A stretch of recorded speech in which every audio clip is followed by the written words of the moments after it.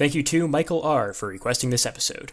Welcome to Conlang Critic, the show that gets facts wrong about your favorite conlang. I'm Misali, and in this episode we'll be looking at the Linux of conlangs, Ygyde. That's not a joke. That's not me looking at Ygyde and saying, haha, it sure would be funny if I compared the type of person who would learn Ygyde to the type of person who install Linux. The reference grammar, real life, actually, unironically refers to Ygyde as the Linux of conlangs. The reasoning behind it is that it has no copyright protection, as does, according to US court case Oracle v. Google 2014, literally every other conlang. Ygyde is an auxlang created by Patrick Hasselzine in 2002, and has been updated slowly ever since by Andrew Nowicki, who really deserves most of the credit. From what I can tell, Hasselzine came up with the idea and wrote down the original draft, but Nowicki fleshed that draft right out into a full language. Ygyde's consonants are b, d, g, p, t, k, v, z, j, f, s, ch, h, l. As you might have noticed, there's something a bit off about this inventory. I mean, just 2 episodes after I make fun of Jack Eisenman for accidentally calling the sound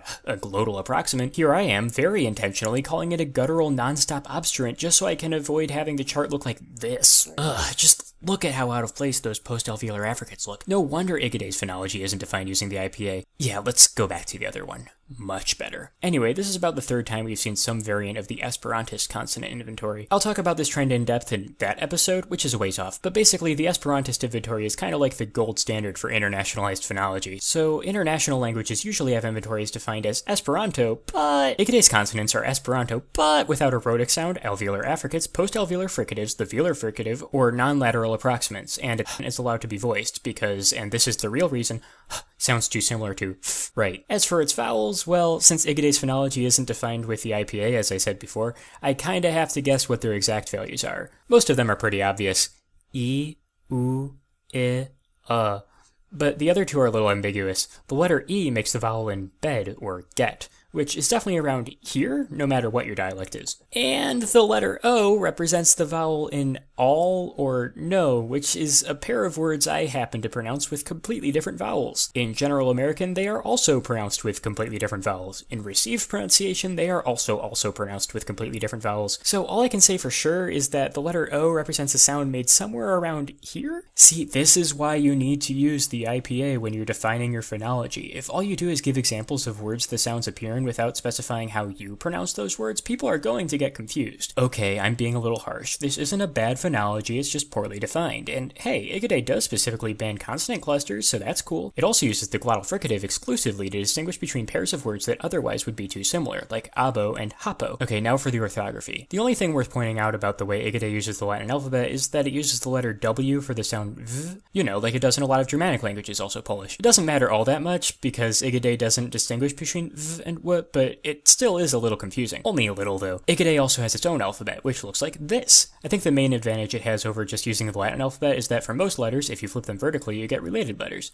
Also, the total number of symbols, including numbers and punctuation, is a nice even power of 2, which is good for computers. Yeah, imagine that. A conscript that's good for computers. However, the desire to hit that sweet 2 to the 5 symbols exactly led to some weird stuff, like loanwords. When you're using the Latin alphabet, you're allowed to spell loanwords either phonetically or the way they're spelled in their source languages, which makes a lot of sense, but this still applies when you're using the Ygyde alphabet. However, the Ygyde alphabet doesn't have the letters Q, R, V, or X, so these are transliterated with digraphs consisting of a similar letter followed by the number 0. So V becomes W0, R becomes L0, X becomes K0, Q becomes T0, because we already used K0 for X, and H becomes F0. You might have noticed that the Ygyde alphabet already has a letter that corresponds to the letter H, called ho.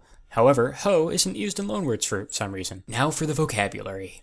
Boy. You know that thing Aoi was trying to do where similar sounding words have similar meaning? See, Ygyde tries to do that too, but more mathematically. What do I mean by mathematically? Well, the Ygyde word for pink is hupa, or color number FFABAB, and the Ygyde word for US dollar is chajoga, or the currency used in the nation located at 37 degrees north, 264 degrees east. You know, in case the person you're talking to doesn't know what the United States' currency is called, but happens to know exactly where the center of the United States is. These aspects of Ygyde's vocabulary are best described as interesting, but impractical. Even though the degree of precision is impressive, Ygyde is trying to be an auxlang. It really doesn't need to be that precise. However, most of Ygyde's vocabulary is actually quite reasonable, like an escape is a safe path, a translator is a language-changing expert, bread is foam food, pi is good foam food, and the number pi is the half-circle constant. Okay, that last one was mathy, but the fact that Ygyde uses tau as its circle constant is fantastic. Now, before we get into the ranking bit, I should probably explain a thing.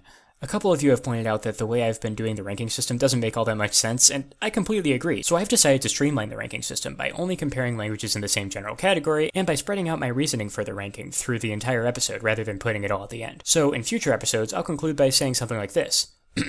All in all, I'd say that I like Ygyde more than I like Aoi, but not as much as Lojban, making it the second best interlang reviewed so far. I know it's not as in-depth as it was for the first few episodes, but doing it this way makes it way easier for me to write these things. Thanks for watching, and I'll see you next time when I'll be reviewing Ithkuil.